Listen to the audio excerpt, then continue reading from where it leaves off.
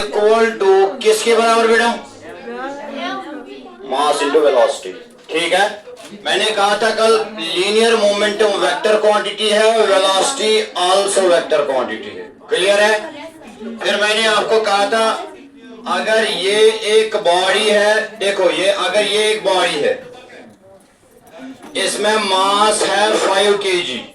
How much mass? अब इस direction में ये मूव हो रहे हैं। अगर मैं कह रहा हूं इसकी वेलोसिटी है 10 मीटर पर सेकंड, फोकस करो, और यहां से एक और बॉडी है जिसका मास है 10 kg। How much? मगर वो इस डायरेक्शन में मूव हो रही है, उसकी जो वेलोसिटी है दैट इज 20 मीटर पर सेकंड। How much? अब इन दो केस में आप निकालो इसमें लीनियर मोमेंटम। कैसे निकालेंगे? ये एक बॉडी है जिसका मास है 5 kg, अब इस डायरेक्शन में मूव हो रहे, इसकी वेलोसिटी कितनी है? 10 मीटर पर सेकंड। ये एक बॉडी है जिसका मास है 10 kg और उसकी एक और वेलोसिटी है, मगर डायरेक्शन अलग अलग है। अब कह रहा है कि ये दो बॉडी है, इसमें आप निकालो, कैलकुलेट करो। क्या कैसे निकालेंगे? देखो, अगर ये बॉडी अज्यूम करो ये बॉडी ए है और ये बॉडी क्या है बेटा? अब बॉडी ए पे हमें लीनियर मोमेंटम निकालेंगे। कैसे निकालेंगे? लीनियर मोमेंटम ऑन बॉडी ए किसके बराबर है? Mass of a body into velocity of a body. ठीक है, what is the value of मास?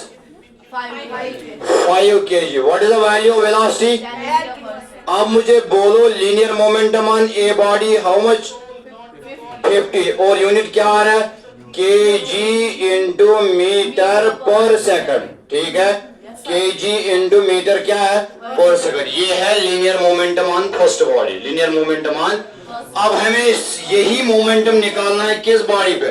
देखो, अगर मुझे निकालना होगा यही linear momentum on body B, देखो पी किसके बराबर है? फिर 20 किसके बराबर है? Mass of body B. Mass of क्या है? Mass of body B into velocity of body B. Clear है? That is linear momentum on body B is equal, what is the value of mass? 10। What is the value of velocity? 20। कितना आ रहा है momentum on body B? That is कितना है? 200 kg into metre पर।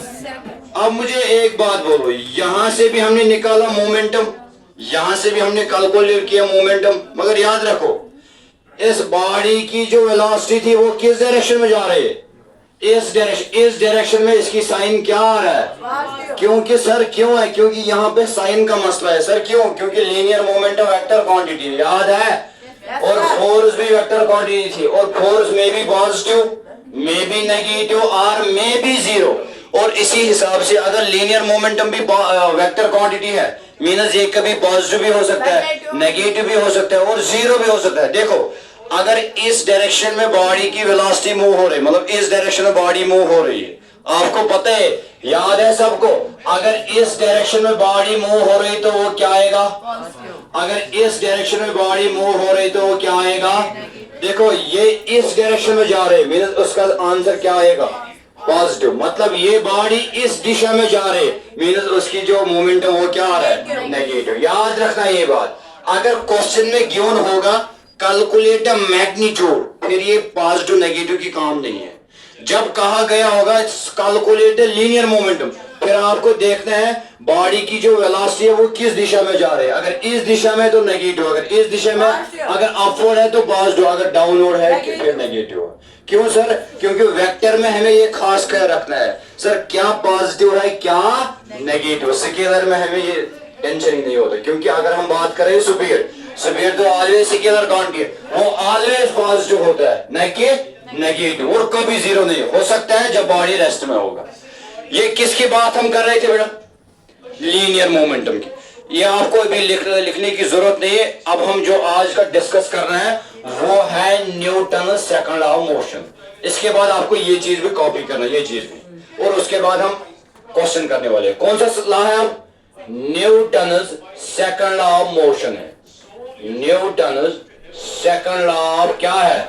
Newton second law of motion. देखो, Newton second law of क्या है? Newton second law of motion. देखो Newton second law of motion क्या है। अब देखो Newton second law of motion, इसका हमें पहले स्टेटमेंट लिखना है। इसका हमें कौन सा लिखना है पहले, इसका हम पहले स्टेटमेंट लिखेंगे। क्या कह रहा है Newton second law of motion, मगर ये रिलेटेड है किसके साथ, लीनियर मोमेंटम के साथ। According to Newton second law of motion, according to Newton second law of motion,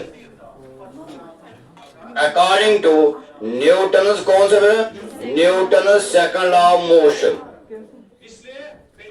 Newton second law of motion क्या कह रहा है, it states that the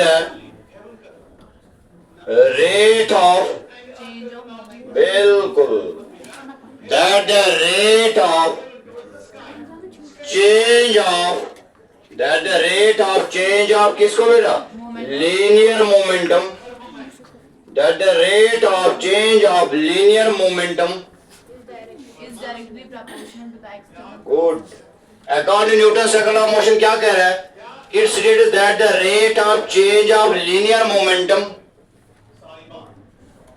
of a body or object is directly proportional, is क्या है, directly proportional, is directly proportional to the किसको बेटा, to the external force, किसको बेटा, अब यहां पे लिखने वाला हूं, to the external force, to the क्या है, external force, and the change in किसमें बेटा, momentum takes place in the direction of force, and the direction of, and the change in momentum या linear momentum भी हम लिख सकते हैं, and the change in momentum takes place किस direction में, takes place in the direction of, किस direction में बेटा, in the direction of force, in the direction of क्या है, जिसको हम बोलते हैं external force, in the direction of force। बेटा यही है Newton second law of motion. क्या कह रहा है, देखो ये कह रहा है रेट ऑफ चेंज ऑफ, किस में चेंज हो रहा है, Linear moment. Is directly proportional किसके साथ, एक्शनल। याद रखना ये बात सर, जब आप रेट देखोगे फिजिक्स में, रेट मीन्स उसको हमें डिवाइड करना है टाइम से, सिंपल। जब आप क्वेश्चन में देखो सर रेट है, याद रखना है मीन्स हमें उस क्वांटिटी को डिवाइड किससे करना है, टाइम को। बेटा रेट किसके लिए, किसमें, रेट ऑफ चेंज किसमें, यहाँ पे क्वांटिटी है linear momentum, linear momentum change हो रहा है मगर किसके साथ साथ, with respect to time, means change linear momentum, मगर इस चेंज को हमें डिवाइड किससे करना है, रेट, रेट मीन्स जब हम किसी क्वांटिटी को डिवाइड किससे करने वाले, time, that is called rate, simple. अब देखो इसको, ये तो इसका मतलब स्टेटमेंट है, हमें इसको प्रूव भी करना है, हम आगे इसको प्रूव करने वाले। इसी देखो इसका क्या मतलब है, देखो मैथमेटिकली हम इसको कैसे शो करेंगे। देखो ये क्या है, एक्सटर्नल फोर्स, हम इसको लिख सकते हैं दैट इज, देखो हम इसको लिख सकते हैं that is F is directly proportional किसके साथ, रेट ऑफ चेंज ऑफ किसका, Linear moment. या पहले यही लिखो उसके बाद वो लिखो, एक ही बात है। वो एफ इज डायरेक्टली प्रोपोर्शनल किसके साथ बेटा, रेट ऑफ, शाबाश, रेट ऑफ चेंज ऑफ किसमें बेटा, rate of change, rate of change of किसमें बेटा, linear momentum, rate of change of linear momentum. Clear है बेटा। जब भी आप देखोगी रेट, क्या करना उस वक्त सर, रेट देख, रेट जब भी क्वेश्चन में गिवन है मीन उसको हमें डिवाइड किससे करना है, टाइम से। देखो बेटा F is directly proportional rate of change of किस में, मोमेंटम, लीनियर मोमेंट या मोमेंटम, मतलब चेंज आ रहा है किस में, मगर with respect to rate, rate means with respect to time, means momentum को हमें डिवाइड किससे करना है, टाइम से। देखो हम इसको ऐसे भी लिख सकते हैं sir, F is directly proportional, वो एफ इज डायरेक्टली प्रोपोर्शनल किस में? चेंज इन किस में बेटा? वो चेंज किस में? Linear momentum. Change in linear momentum. Change in किस में? Linear momentum. और अब ये चेंज मगर आगे क्या है? रेट। रेट का मतलब इससे हमें किससे डिवाइड करना है? टाइम से बेटा डिवाइड करना है। ये क्लियर हुआ? इसी को बोलते हैं F is directly proportional time means rate of change in linear momentum. Rate of change in किस में? और जब हम कहेंगे सर जो फोर्स लग रहा है एक बॉडी पे उसकी वजह से चेंज हो रहा है किस में? Linear momentum. और विद रेस्पेक्ट टू किसके साथ? टाइम, क्योंकि रेट के हिसाब से। देखो अब आपको पता ही है फिजिक्स में एक चीज है, जब प्रोपोर्शनलिटी हमें कैंसिल करना होता है, लीव करना होता है, हम एक कांस्टेंट और इक्वालिटी का इस्तेमाल करते हैं। ठीक है, देखो is equal to F is equal to है कि नहीं, क्योंकि प्रोपोर्शनली। और यहाँ पे कांस्टेंट आ रहा है जिसका नाम क्या है? के। जिसका नाम क्या है? के है। ठीक है, अब एफ इज इक्वल टू के और क्या है बेटा? और चेंज इन किस में? Change in linear momentum. Change in linear momentum divide किससे करना है? Change in linear momentum divide by time है बेटा। Change in linear momentum divide by क्या है बेटा? याद रखो फिर से, लीनियर मोमेंटम में चेंज आ रहे हैं विद रेस्पेक्ट टू टाइम, वो है डायरेक्टली प्रोपोर्शनल किसके साथ? और जो चेंज मोमेंटम में आ रहे हैं वो उसी डायरेक्शन में आ रहे हैं जिस डायरेक्शन में क्या लग रहा है? Force. That is Newton second law of motion. F is directly proportional to rate of change in किस में? रेट। इसको हम यहां से लिखे rate of change in linear momentum. ठीक है, को F is directly proportional change in linear. Sir rate कहां गया? रेट को मैंने कहा कि उसको डिवाइड किससे करना है? टाइम को। एफ इस प्रोपोर्शनलिटी को हमें कैंसिल करना है इक्वालिटी और constant, that is constant is के। किसके बराबर है? Change in linear momentum divide by time. अब हम देखेंगे उसके बाद हम यहां पे आएंगे, ये जो के का वैल्यू है, अगर हम एसआई सिस्टम की बात करेंगे, किसकी सिस्टम? एसआई। एसआई में के का वैल्यू हमेशा क्या होता है? 1। देखो के का वैल्यू क्या होता है? देखो एक्सपेरिमेंटली या इन एसआई में भी हम बात कर सकते हैं। चलो एक्सपेरिमेंटली के का जो वैल्यू है वो कितना है बेटा? के का वैल्यू है 1 एसआई में। देखो अब इसमें पुट करो, एफ इज इक्वल टू किसके बराबर है फिर? चेंज इन, बोलो, चेंज इन लीनियर मोमेंटम या मोमेंटम डिवाइड बाय क्या है? Change in linear momentum divide by क्या है? डिवाइड बाय टाइम है बेटा। सिंपल। सर ये के किधर गया? क्योंकि के का वैल्यू यहां पे क्या है? 1 है। क्लियर है यहां तक? अब सर हमें इसको आगे भी ले जाना है, क्योंकि आपको मैंने कहा था, क्योंकि इसमें से कौन सी फार्मूला आएगी? फोर्स की फार्मूला। क्योंकि फोर्स किसके बराबर होता है? मास इनटू एक्सेलरेशन। याद है बेटा? ये जो फोर्स की फार्मूला है that is mass into acceleration. ये हम डिराइव किस लॉ से करते हैं? Newton second law of motion से डिराइव करते हैं। क्लियर है सर? यहां तो अभी नहीं आया, इसको हम आगे लेके जाएंगे, क्योंकि हमें फार्मूला कौन सी ऑब्टेन करनी है? F is equal to M A. किस लॉ से? Second law. आपने क्या समझ लिया? Second law. सर चेंज आ रहा है किस में? मोमेंटम में विद रेस्पेक्ट टू टाइम, वो है डायरेक्टली प्रोपोर्शनल किसके साथ? अब जो चेंज आ रही मोमेंटम में वो उसी डायरेक्शन दिशा में जा रहे हैं जिस दिशा में क्या लगा है? खत्म। अब हमें क्या आ रहा है sir? Force is equal to change in linear momentum divided by time. मगर हमें क्या फार्मूला निकालनी है? F is equal to mass into acceleration. देखो अब हम सर इसको हम कैसे एक्सप्लेन करेंगे? सर इसको हमें प्रूव करना है, आगे लेके जाना है। देखो मैं कंसीडर करूंगा सर ये एक बॉडी है। देखो ये एक बॉडी है। क्लियर है? क्या है? ये एक बॉडी है। व्हाट इट बेटा? यही बॉडी अब यहां आ रही है, ओ यही बॉडी यहां आ रही। देखो अब यही बॉडी यहां तक आ रही है। अब यही बॉडी क्या है बेटा? आपको पता है इस बॉडी में ऑब्वियसली क्या होगा? इस बॉडी में ऑब्वियसली क्या होगा? मास होगा। देखो अब मैं कह रहा हूं इस बॉडी में जो मास है वो है m। कितना है? अब जो इस बॉडी में मास है वो है कितना है? वो भी m है। ठीक है, अगर दोनों बॉडी में मास m है सर, मगर हमें चेंज किस में करना है? लीनियर मोमेंटम में। क्लियर है? अब हम देखो ये बॉडी पहले रेस्ट में थी, अगर ये बॉडी रेस्ट में थी उसके बाद ये मूव हो रही कौन सी वेलोसिटी आ रही है? इनिशियल या फाइनल? इनिशियल।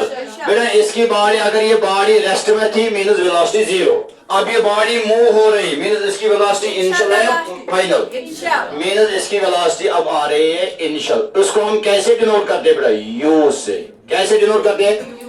अब यही बॉडी इस पॉइंट पे आ रही है मगर इसका मास कितना है? m। मगर जब ये यहाँ पे आ रही है इसकी वेलोसिटी यही रहेगी क्या फाइनल आएगी? फाइनल। मीन्स यहाँ मास तो यही है मगर यहाँ से बॉडी फिर से मूव हो रही है मगर उसकी वेलोसिटी अब कौन सी है बेटा? फाइनल। क्लियर है? मगर सर ये कैसे होगा? ये तब होगा जब बॉडी पे क्या अप्लाई होगा, क्योंकि अगर अप्लाई नहीं होगा, मैंने आपको पढ़ाया याद करो, अगर अप्लाई फोर्स नहीं हो रहा है बॉडी अपनी स्टेट खुद चेंज नहीं करने वाला है। मीन्स बॉडी में एक प्रॉपर्टी है जिसका नाम इनर्शिया, याद है?